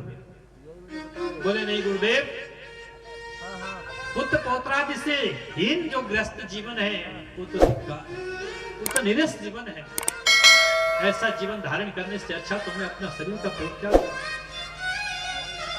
उस शुष्क गृहस्थ जीवन में बैठने से क्या लाभ है? जिस आंगन में बच्चों की किलकारियां न गूंजती हो, वो आंगन कैसा है? गुरुदेव मैं बहुत दुखी हूं, या तो आप मुझे बच्चा दीजिए, नहीं तो मैं आपके आगे सर पटक पटक के मर जाऊंगा, आपको ब्रह्म हत्या लगेगा। महात्मा ने कहा, अच्छा खासा मैं फंस गया, अच्छा खासा निकल के जा रहा था, अब ये ब्रह्म हत्या और चढ़ने वाली है। तो ब्राह्मण ने भगवान से प्रार्थना किया, एक फल लिया, मंत्र अभिषेक किया, बोला जाओ एक फल लेकर के अपने पत्नी को खिला दो, समय आने पर तुम्हें सुंदर पुत्र की प्राप्ति होगी, हमारा आशीर्वाद। फल लेकर के विप्रदेव वहां से गए घर, महात्मा को प्रणाम किया। अब महाराज फल लेकर के तो घर पहुंचे, बड़े खुश होकर के पहुंचे। देवी देवी सुनो, जल्दी बाहर आओ। बोले क्या हुआ? देवी एक फल मिला है, महात्मा ने बड़ी कृपा करके फल दिया है, जल्दी से ये फल पालो, हमें संतान हो जाएगा। धुंधुली उल्टी बुद्धि की थी, सोचने लगी पता नहीं कैसे कैसे फल लाए होंगे, क्या क्या किया होगा, कैसे कैसे मंत्र किया। बोले अच्छा अच्छा फल मुझे दीजिए, मैं खा लूंगा, आप अपने काम कीजिए। विप्रदेव ब्राह्मण बड़े सीधे साधे थे, बोले ठीक है देवी तुम जल्दी से पालो, मैं अपना काम करेगा। फल धुंधली के हाथ में देकर के विप्रदेव अपने कार्य के लिए निकल गए। और महाराज धुंधली के मन में प्रश्न उठने लगे, हे राम ये कैसा फल है, किसने दिया, कैसे दिया, क्या कह के दिया, और मैं इस फल को क्यों खाऊं। इतने में एक भगिनी आ गई, बहन आ गई धुंधली की। धुंधली के बहन आते ही धुंधली ने देखा कि बहन आई है, तो बहन से ही चर्चा कर लेती हूँ। कहा बहन देख तेरे जीजाजी ये फल लेके आए, कहते ये फल खा लो संतान हो जाएगा। क्या फल खाने से कोई संतान हो? अब ये धुंधली की बहन का नजर धुंधली के संपत्ति पे था, तो उसने कहा अरे बहना ये फल फूल खाने से संतान होते हैं क्या? ऐसा कुछ नहीं है, कोई संतान नहीं होंगे। अरे बहना क्यों चिंता करती हो, मेरा बच्चा होने वाला है। छुटपुट तुम गर्भिणी की नाटक कर लेना, कुछ समय के बाद जब बच्चा हो जाएगा मैं अपना बच्चा तुम्हें दे दूंगी और तुम उसके बदले में मेरे पतिदेव को कुछ पैसे दे देना, और ये बच्चा तुम रख लेना अपने, और उसके बाद तुम्हारे पतिदेव को कह देना कि बच्चा हो गया, वो तो सीधे साधे मान जाएंगे। धुंधली ने कहा हाँ ये बात तो ठीक है, क्योंकि ये फल मैंने खाई, अगर मैं गर्भवती हो गई तो सबसे पहले तो गर्भ को पालने में सबसे बड़े कठिन। अगर गांव में आग लग गया, मेरे पेट में बच्चा रहा तो मैं भाग भी नहीं पाऊंगी, मैं मर जाऊंगी, सब तो भाग जाएंगे, निकल जाएंगे, मैं नहीं निकल पाऊंगी। अगर वो गर्भ टेढ़ा भी हो गया तो मेरा जान निकल जाएगा। बोले इतना ही नहीं, अगर वो गर्भ बाहर से नहीं आया बच्चा, सुखदेव जी की तरह 12 साल तक अंदर ही रहा, तो मेरा तो मृत्यु ही हो जाएगी, इसलिए मैं ये फल खाती हूँ। बहन बताइए फल का क्या करूं? तो धुंधली के बहन ने कहा एक काम कर बहना, गौ माता भी कई साल से बच्चे नहीं दे रही है, ये फल का प्रयोग भी हो जाएगा, क्या महात्मा के फल में कोई चमत्कार है कि नहीं है, और तेरा भी काम हो जाएगा। बोली हाँ बहना बात तो ठीक है। वो फल लेकर के गौ माता को खिला दिया, गौ माता ने फल खा लिया प्रेम से। अब इधर धुंधली शाम को आत्मदेव ने आकर के पूछा कि देवी तुमने फल खाई? बोले हाँ हाँ महाराज मैंने फल खा लिया। आत्मदेव प्रसन्न हुए। कुछ समय बीतता गया, धुंधली ने नाटक करना प्रारंभ किया, समय पूरा हुआ, धुंधली के बहन का संतान हुआ। बच्चा होते ही चुपचाप लाकर के धुंधली को दे दिया, और महाराज धुंधली ने कहना शुरू कर दिया पतिदेव मुझे बच्चा हो गया, बच्चा हो गया, बच्चा हो गया। आत्मदेव को प्रसन्न हो, वाह मुझे संतान हो गया। इतने में ही भगवान की कृपा से गौ माता ने भी एक संतान दे दिया। अब वो संतान कैसा था? बोले पूरा का पूरा शरीर तो मनुष्य का जैसा था, स्वर्णमय कांति, पीली कांति, पीत वर्ण के थे, और लेकिन कान गौ की तरह था। तो जब दोनों बच्चे हुए, महाराज आत्मदेव जी ने नाम रखा, जो गौमाता से उत्पन्न हुए थे उनका नाम तो रखा गोकर्ण। गोवत कर्ण इससे गोकर्ण, जिनका कान गौ की तरह है इसलिए गोकर्ण नाम रखा। और धुंधुकारी के बेटे के नाम रखने लगे धुंधुली के। तो धुंधुली ने कहा कि मैं धुंधुली तो मेरा बेटा धुंधुकारी, मैं अपने बेटे के नाम खुद ही रखूंगी। तो आत्मदेव ने कहा देवी मुझे कोई आपत्ति नहीं, तुम अपने बेटे के नाम खुद ही रखो। तो महाराज एक बेटे के नाम रखा धुंधुकारी, एक का नाम रखा गोकर्ण। दोनों बच्चे धीरे धीरे बढ़ने लगे। कियत लालने पालने दुख, कियत काले न तौ जातो तनयो तरुणो बुभौ, गोकर्ण पंडितो ज्ञानी धुंधुकारी महाखला। कुछ समय के बाद धीरे धीरे बच्चे बड़े हुए। एक तो महान वेद वेदांत उपनिषदों का पंडित, प्रकांड पंडित बना जो गोकर्ण थे, और दूसरा धुंधुकारी महान कुटिल मूर्ख और एकदम जड़ बन गया। महाखला नाम दिया, महाखल, खल में भी महा, बहुत बड़ा दुष्ट बना, बहुत बड़ा चोर बना। अब महाराज लोगों को सताता है, गांव भर में जाता है, परेशान करता है, बच्चों को खेलने के बहाने लेता है, ले जाकर के कुएं में फेंक देता है, और बुजुर्गों को महाराज पार कराने के बहाने हाथ पकड़ लेता है, धक्का मार करके गिरा देता है। रोज लोग कुछ ना कुछ शिकायत लेकर के आत्मदेव के पास आने लगे। आत्मदेव दुखी हुए, अरे जिस पुत्र के लिए मैं इतने दुखी था, आज वही पुत्र मुझे इतना दुख दे रहा है। राम राम, ये कैसे हुआ? आत्मदेव दुखी हुए। एक दिन दुखी होकर के एकांत में बैठे थे तो गोकर्ण जी पहुंचे। गोकर्ण जी ने कहा, पिताजी क्यों दुखी हो, क्या हो गया? बोले, बेटा मैं एक दिन पुत्र प्राप्ति के लिए पुत्र न होने से दुखी था, आज पुत्र होने से दुखी। ऐसा सोचा था जिस पुत्र से मुझे सुख मिलेगा, वो पुत्र से सुख नहीं बेटा, मुझे दुख मिलेगा, मैं क्या करूं? तो गोकर्ण ने बड़ा सुंदर समझाया कि पिताजी, इस संसार में सुखी कोई है ही नहीं। न चंद्र से सुखम किंचित न सुखम चक्रवर्ती न सुखमस्त विरक्तस्य मुनिरेकांत जीवन। पिताजी, न तो चक्रवर्ती सम्राट सुखी है, न तो इंद्रादि देवता सुखी है। कोई तन दुखी, कोई मन दुखी, कोई धन बिनु रहता उदास, थोड़े थोड़े सब दुखी, सुखी राम के दास। इस संसार में सुखी कोई है ही नहीं, सब दुखी है। जिसके पास थोड़ा है वो ज्यादा पाने के लिए दुखी है, जिसके पास ज्यादा है वो और ज्यादा पाने के लिए दुखी है। दीन कहे धनवान सुखी, धनवान कहे सुख राजा को भारी, राजा कहे महाराज सुखी, महाराज कहे सुख इंद्र को भारी, इंद्र कहे चतुरानंद सुखे, ब्रह्म कहे सुख विष्णु को भारी। तुलसी दास विचार कयो, हरि भजन बिना सब जीव दुख। सब तो दुखी पड़े हैं। पिताजी क्यों दुखी हो रहे हो? इसलिए इस संसार में कोई सुखी नहीं है। एकांत में बैठिए, भगवान का चिंतन कीजिए, भजन कीजिए, अपने आप सुखी। अपने ममता के रस्सी को बांध करके आप सुखी नहीं हो सकते। इस ममता के रस्सी को धीरे धीरे खोलते चले जाइए। और इस जगत को क्षणभंगुर देखिए।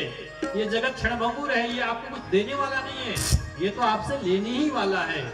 इसलिए इस क्षणभंगुर संसार के इस गति को समझते हुए वैराग्य राग के रसिक बन करके भगवान के भक्त बन जाइए। भगवान के भक्ति में ही आपको सब कुछ मिलेगा। लौकिक धर्म का परित्याग कीजिए, पारलौकिक धर्म का ग्रहण कीजिए, सत्पुरुषों का सेवा कीजिए, काम तृष्णा दोष इन सब का परित्याग कीजिए पिताजी। और सबसे बड़ी बात कही, अन्य से गुण दोष, अन्य से गुण दोष चिंतन मास मुक्ता, दूसरों के गुण दोष के चिंतन करने से मुक्त हो जाए। सबसे बड़ी दुख इसी बात की है कि हम अपने सुख से सुखी, उतने अपने दुख से उतने दुखी नहीं है, दूसरे के सुख से ज्यादा दुखी है। हम दूसरों के गुण दोष के चिंतन में ज्यादा लग जाते हैं। इसलिए पिताजी, दूसरों की गुण दोष की चिंता मत करिए, चिंतन छोड़ दीजिए। अगर चिंतन करना है तो अपने ही गुण दोष की चिंतन कीजिए, फिर कभी दुखी नहीं होंगे। इस प्रकार से अद्भुत उपदेश पिताजी को दिया। आत्मदेव ने अपने पुत्र को प्रणाम किया है। वहां से सीधा निकल के चले गए हरिद्वार। गंगा द्वार में बैठ करके श्रीमद् भागवत का पाठ करते करते समय आने पर आत्मदेव ने अपने शरीर का परित्याग किया। अब घर में धुंधुली और धुंधकारी चारों ओर उसका आतंक फैला हुआ है, सबको परेशान करता है। एक दिन माँ से आके कहने लगा, माँ पैसा लाओ। माँ ने पैसा नहीं दिया तो माँ को ही 2 थप्पड़ मारा धुंधुली को। धुंधुली बड़ी दुखी हुई, अरे जिस पुत्र के लिए मैंने इतना किया वही पुत्र आज मुझे मार रहा। घर के जितने बर्तन थे सारे बर्तन ले जाकर के बाजार में बेच दिया और धुंधुली को खूब मारा। तो धुंधुली भी दुखी हुई। धुंधुली ने सोचा, ऐसा जीवन जीने से अच्छा है मैं कुएं में प्राण ढक के मर जाती हूँ। कुएं में कूद गई। देखते देखते धुंधुली का प्राणांत हुआ। अब देखिए, प्राणांत दोनों का हुआ। आत्मदेव को अंत में सत्संग मिला, लेकिन धुंधुली को क्या मिला? अंधा कुआं मिला। इसलिए जीवन में आत्मदेव को इससे पहले भी सत्संग मिला था, उसी सत्संग के सारे चलते रहे तो जीवन के अंतिम क्षण में भी गोकर्ण जैसे सदगुरु मिले और गोकर्ण के ज्ञान उपदेश के कारण आत्मदेव तो तर गए, लेकिन धुंधुली को जीवन में कभी सत्संग नहीं मिला। वो सत्संग न मिलने के कारण धुंधुली आज अंधे कुएं में गिर करके उसका प्राणांत हुआ। बस यही सत्संग का लाभ है। सत्संग करते रहेंगे तो जीवन के मार्ग प्रशस्त हो जाते हैं, मृत्यु के मार्ग प्रशस्त हो जाते हैं। जीवन जीने की तरीका समझ में आती और मरने की तरीका भी समझ में आती। सभी को मरने का तरीका नहीं आता। लोग बहुत घबरा जाते हैं मरने के लिए, क्योंकि सारे संसार के सब चीज से लड़ लेंगे, लेकिन मृत्यु से कोई लड़ नहीं सकता। मृत्यु से लड़ने की तरीका केवल श्रीमद् भागवत महापुराण ने बताया कि बोले मृत्यु से तो घबराने की आवश्यकता ही नहीं। मृत्यु से कैसे लड़ना है, मृत्यु से कैसे पार पाना है, मृत्यु से कैसे जीतना है, यही तो भागवत में समझाया। धुंधुली का प्राणांत हुआ। अब धुंधुकारी घर में वेश्या रखने लगा, 5-5 वेश्याओं को जाके रखने लगा। अब उधर गोकर्ण ने देखा कि स्थिति खराब है, अब ये भाई समझने वाला तो है ही नहीं, मेरा दुर्दशा करेगा, इससे अच्छा पहले निकल जाओ। तो गोकर्ण जी बोले, भाई धुंधुकारी, आजकल मेरी तीर्थ यात्रा करने की इच्छा हो रही है, मैं तीर्थ यात्रा को जा रहा हूँ। बोले हाँ भैया, आप तीर्थ यात्रा चली जाओ, अच्छी बात है। अब एक जो कांटा था वो भी निकाल दिया, गोकर्ण जी तीर्थ यात्रा के लिए निकल गए। अब धुंधुली मनमाना आचरण करता है, वेश्याओं के साथ रहता है। एक दिन वेश्याओं ने कहा, अरे पतिदेव कुछ माल लाइए ना, ऐसे कैसे चलेगा। तो धुंधुकारी ने जाकर के राजा के यहाँ जाकर के अपनी बात हवा बोला, वहां से बहुत सारा संपदा लेके आए।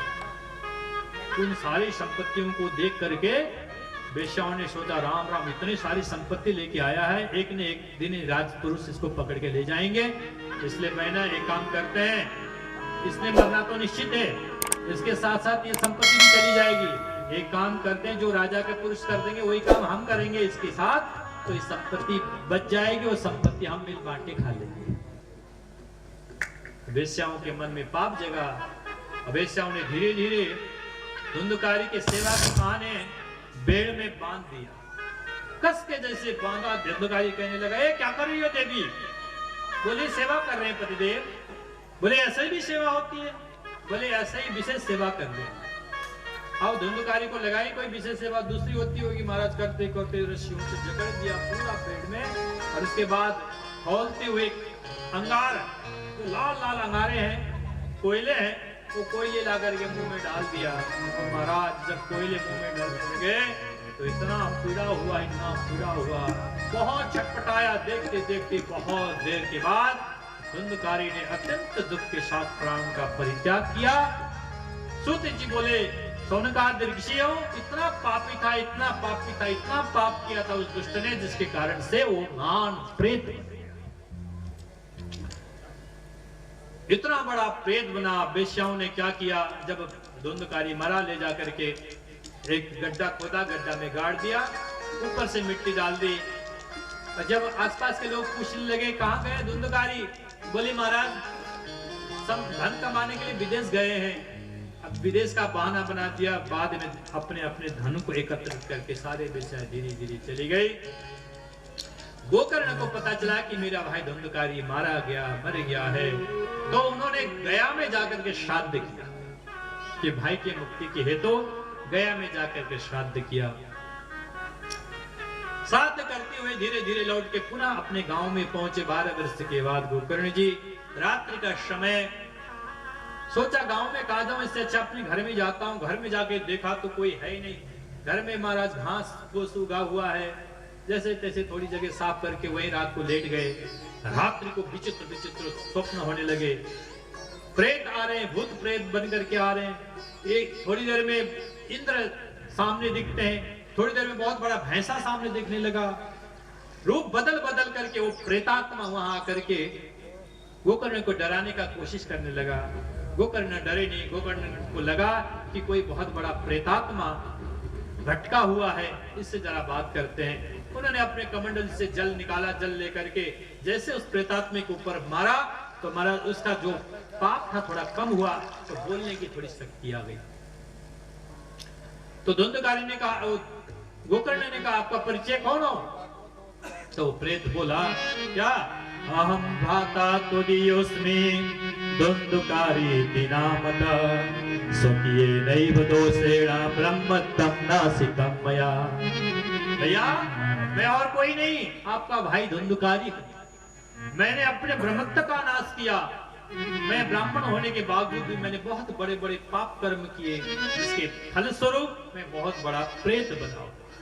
मैं अपने दोषों के कारण, बोले किसी को दोष नहीं दिया धुंधुकारी ने, मतलब मैं अपने दोष से ही बहुत बड़ा पापी बन गया हूं, और जिसका बदौलत मैं प्रेत बना हूं। बोले फिर क्या करूं? बोले भैया आप मेरे भाई हैं तो मुझे इस प्रेत योनि से मुक्त कीजिए। बोले अरे मैंने तेरे लिए गया में जाकर के श्राद्ध कर दिया, तो भी तो मुक्त नहीं हुआ। मुझे पता चला तो तू ऐसे ऐसे कालगति से मरा है। तो धुंधुकारी बोला भैया गया श्राद्ध सतेर नापी मुक्ति में न भविष्यति। गया में 1 नहीं 2 नहीं 3 नहीं 100 श्राद्ध कर दोगे तो भी मेरी मुक्ति नहीं होगी। बोले फिर कैसे मुक्ति होगी तेरी? बोले भैया ये तो आप ही जान सकते कि मेरी मुक्ति का कैसे होगी, ये आपको करना। गोकर्ण ने कहा अच्छा तुम चले जाओ, हम तुम्हारे मुक्ति का उपाय सोचते हैं। प्रेत को भेज दिया। प्रातः काल हुआ, गांव वालों को बुला लिया, रात की सारी घटना कह के सुनाई। सब ने कहा गोकर्ण जिस बात को तुम नहीं जानते हम क्या जान सकते, इसलिए तुम ही इसके लिए सिद्धहस्त हो।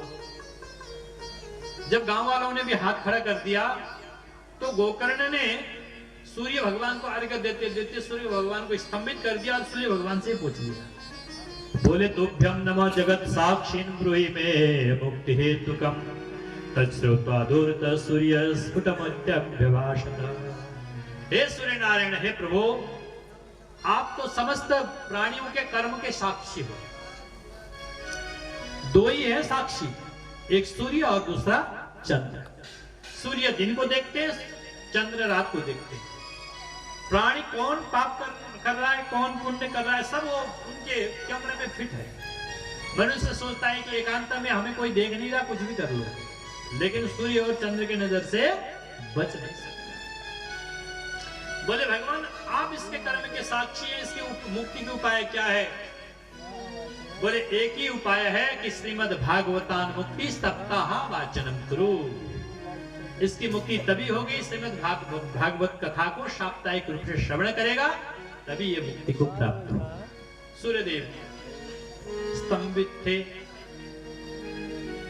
आकाशवाणी करके सूर्य भगवान चले गए। अब गोकर्ण ने बड़ी सुंदर श्रीमद् भागवत सप्ताह किया। प्रेत के लिए एक 7 ग्रंथि वाली बांस ला के रख दिया। सब गांव वाले कथा श्रवण हेतु आए। महाराज पहले दिन कथा पूरा हुआ, पहली ग्रंथि वेदन हुआ, दूसरे दिन दूसरी ग्रंथि, तीसरे दिन तीसरी ग्रंथि, एवं प्रकार से 7 दिन में 7 ग्रंथि भेदन हो गए। और जैसे 7वें दिन कथा विश्राम ली, उसी समय धुंधुकारी प्रेत योनि से मुक्त होकर के दिव्य देव रूप धारण करके प्रकट हो गया। बोले भागवत भगवान की। महाराज पीतवास, पीला वस्त्र पहना हुआ, मुकुट पहना हुआ, 4 हाथ 4 भुजाएं धारण किया हुआ, दिव्य देव रूप धारण करके प्रकट हुआ। गोकर्ण ने पूछा वो हम आप कौन है? तब धुंधुकारी बोला भैया मैं तो वही प्रेत हूँ जिसके निमित्त तुमने भागवत कथा का आयोजन किया था। भागवत कथा के प्रभाव से, पुण्य से मैं आज प्रेत योनि से मुक्त होकर के भगवत धाम को जा रहा हूँ। धन्य है भागवत कथा। भागवत भगवान को प्रणाम करने लगा। इस प्रकार से जब गोकर्ण ने देखा, गोकर्ण तो अद्भुत आश्चर्य में पड़ गए। धन्यम भागवती वार्ता प्रेत पीड़ा विनाशिनी, जो प्रेत रूपी पीड़ा से मुक्त करके साक्षात भगवत धाम को देने वाली है। ऐसी भागवत भगवान को प्रणाम किया। देखते देखते धुंधुकारी ने भागवत को प्रणाम करके आकाश से विमान आया, उस विमान में बैठ करके धुंधुकारी स्वर्ग को चला गया। इतने में गोकर्ण ने पूछा भैया विमान वाले जरा सुनो, मैंने कथा तो इतने गांव वालों को श्रवण कराई, लेकिन तुम केवल एक ही विमान लेके आए धुंधुकारी के लिए, ये क्या करेंगे और औरों का क्या होगा? बोले महाराज कथा तो सबने श्रवण की, लेकिन धुंधुकारी ने कथा का श्रवण भी किया और मनन भी किया। कथा श्रवण करते समय केवल श्रवण करने से नहीं चलेगा, जो श्रवण करके आप जाओगे उसका मनन भी करना है, उसको चिंतन भी करना है, तभी वो मोक्ष प्रदान करेगी। बोले इसलिए धुंधकारी ने श्रवण के साथ साथ मनन भी किया, निधि ध्यासन किया, जिसका फल स्वरूप इसको लेने के लिए हम स्वयं आए हैं। अगली बार इनको सावधान करके कथा श्रवण कराइए, तब ये सब मुक्त होकर के भगवत धाम को जाएंगे। गोकर्ण ने प्रणाम किया, धुंधकारी को लेके चले गए। दोबारा से भागवत पुनः गोकर्ण ने प्रारंभ किया। आपकी बार सारे श्रोता समुदाय को कह दिया कि गाँव वालों जरा ध्यान से श्रवण करना, मनन भी करना, निधि ध्यासन करना। जब जाएंगे तो सब साथी जाएंगे। महाराज जैसे 7वें दिन पूरी हुई, आकाश हजारों विमान आए और उस तुंगभद्रा के जितने ग्रामवासी थे सबको विमान में बैठा करके भगवत धाम को ले गए। गोकर्ण को लेने के लिए साक्षात भगवान संग चक्र गदा पद्मधारी भगवान विष्णु पधारे और भगवान ने अपने गले से लगाया, तुम धन्य हो, तुमने मेरे इतने सारे भक्तों को प्रसन्न करके भगवत धाम को भेजा है, तुम्हें लेने में स्वयं आया हूँ। इस प्रकार से भगवान प्रकट हुए। बोले नारायण भगवान की। इस प्रकार से जब भगवान प्रकट हुए तो सारे अपने जो भक्त थे, भक्त समुदाय भी प्रकट हुई। सबने भगवान को प्रणाम किया। देखते देखते भगवान अंतर्ध्यान हुए। बोले ये सनकादिक कुमारों ने कहा, नारद जी ये उपाख्यान मैंने सांडिल्य मुनि के मुखारविंद से श्रवण किया था, वो तुम्हें सुना दिया। ये भागवत की जो महिमा तुम पूछ रहे थे कि कैसे कैसे पापियों का उद्धार होता है, कैसे कैसे पापी तरते हैं, तो अब तुमने सुन लिया। इतने बड़े पापात्मा भी भागवत कथा के श्रवण से तरते हैं। तो जो भक्त श्रद्धा भक्ति आस्था भाव के साथ कथा का श्रवण करता है, उसका तो कहना ही क्या है। जो एक बार भागवत कथा का श्रवण कर लेता है, वो मोक्ष के अधिकारी होकर के वैकुंठ धाम का अधिकारी बन जाता है। इस प्रकार से भागवत की महिमा बतलाई। अब छठे अध्याय में सप्ताह की विधि बताई कि सप्ताह कैसी होनी चाहिए। सबसे पहले कथा करने से पहले कि पुरोहित पंडित जी को बुला करके मुहूर्त निकाला जाए। मुहूर्त निकाल करके फिर कथा का तिथि निश्चित की जाए। वैसे किसी कामनाओं के अनुसार सुनते हैं तो उसकी विधि लंबी है। अगर निष्काम होकर श्रवण करना है तो किसी भी मास में श्रवण कर सकते हैं, कोई उसमें प्रतिबंध नहीं, कोई प्रतिबंध नहीं। लेकिन मन में अगर संकल्प है, मन में अगर कामना है, इस कामना के लिए हम कथा का श्रवण करेंगे, तो उसके लिए महीना भी देखना पड़ेगा, बार भी देखना पड़ेगा, नक्षत्रों को भी देखना पड़ेगा, सब विधिवत देखना होगा। जब कथा होगी तो महाराज उतनी पैसा आवश्यकता है, बोले जितने कन्या का विवाह करने के लिए आवश्यक है, क्योंकि व्यवस्था उससे भी बड़ी होती है।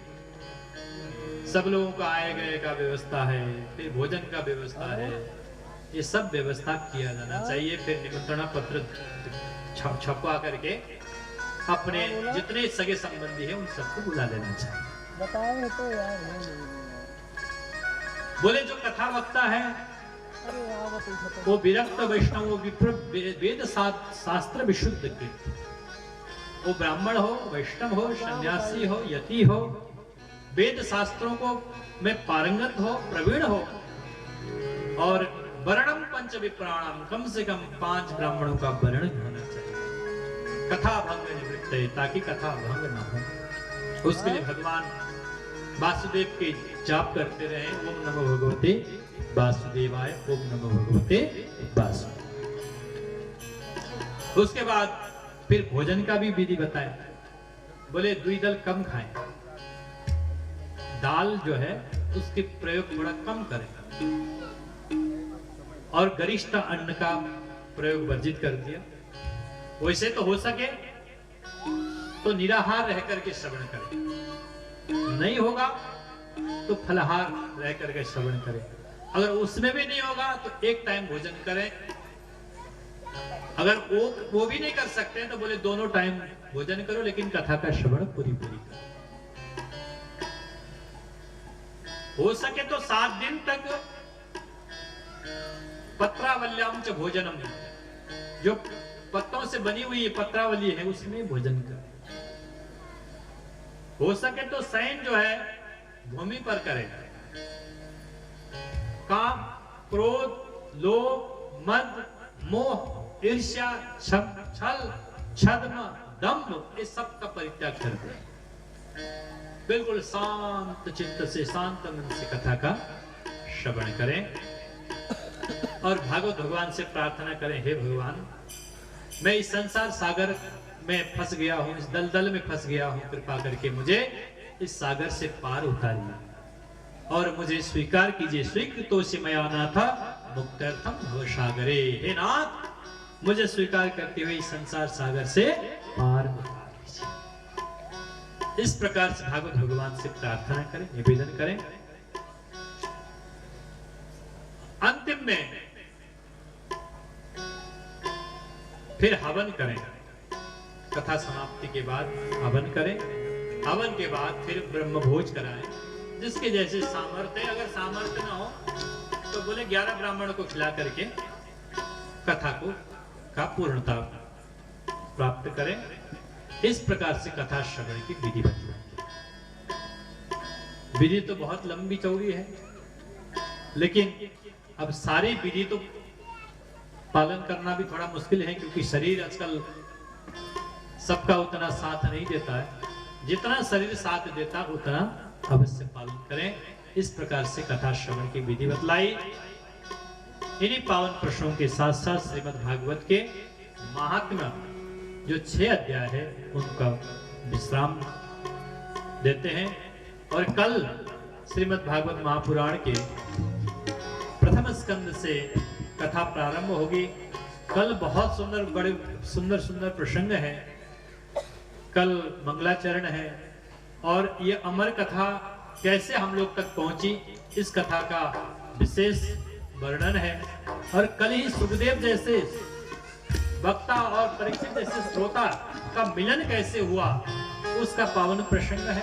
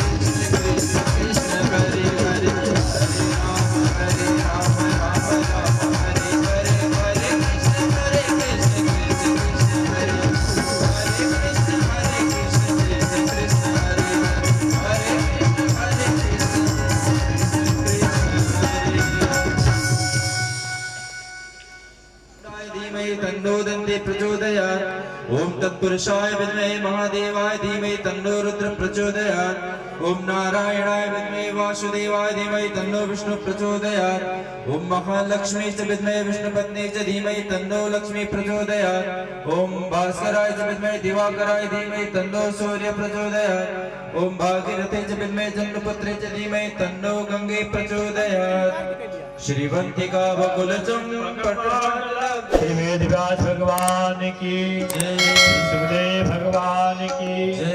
श्री परीक्षित जी महाराज की जय। श्री सूत जी महाराज की श्री शौनकादिक महाराज की गंगा मैया की सदगुरुदेव भगवान की गौ माता की गीता माता की भारत माता की ब्रह्मलीन पूज्यपाद देवहरा बाबा जी महाराज की ब्रह्मलीन पूज्यपाद प्रभुदत्त ब्रह्मचारी जी महाराज की ब्रह्मलीन पूज्यपाद डॉक्टर स्वामी श्याम सुंदर शास्त्री जी महाराज की सर्व संतों की धर्म पुरुषों की गंगा माता की गौ माता की गीता माता की भारत माता की हर हर महादेव धर्म की अधर्म का धर्म का प्राणियों में विश्व का ओम नमः पार्वती पते हर हर महादेव।